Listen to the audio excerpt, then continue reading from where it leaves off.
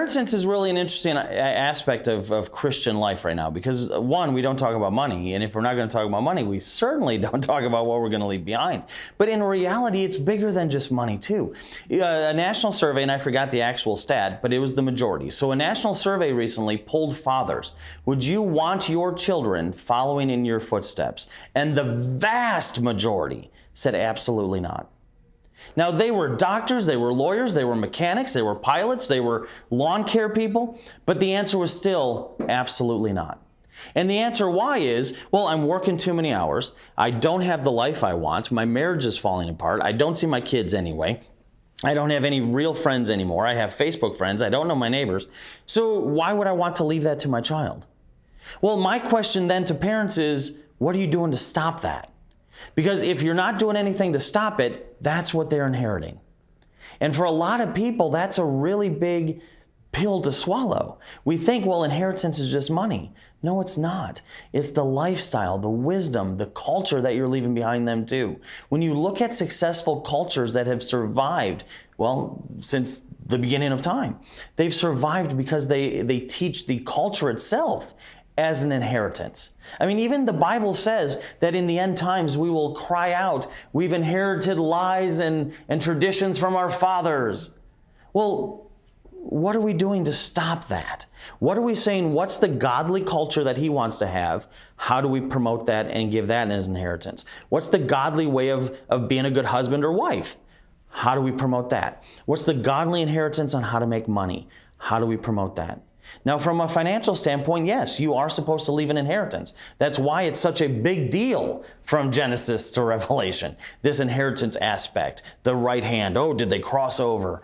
Because God even realizes that he wants you to provide, and he says this, he wants you to provide for yourself, your children, and your children's children.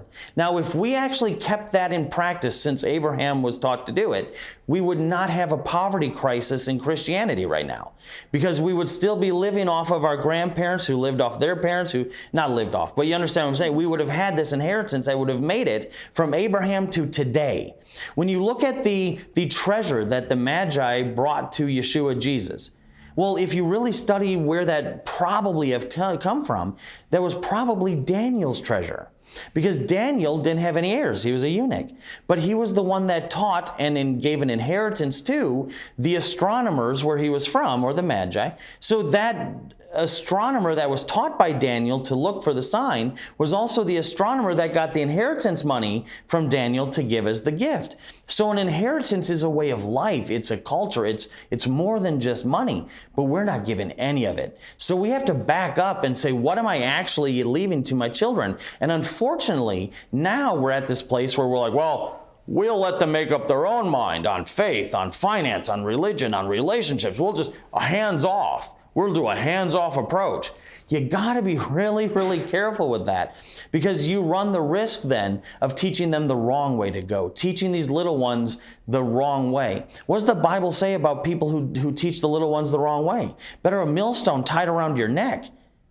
Do we really want that? So this has to be a subject and a topic that we talk and teach about again in churches and in home groups or whatever. And it has to be something we actually apply in our homes, in our families. When Jesus says, you are now priests, you're the priest of your home. Are you acting like it? Because even if we look at the Levitical priesthood, their inheritance, wait, they still had one? Absolutely. Their inheritance was God himself. So what sort of inheritance are you leaving even as the priest of your home?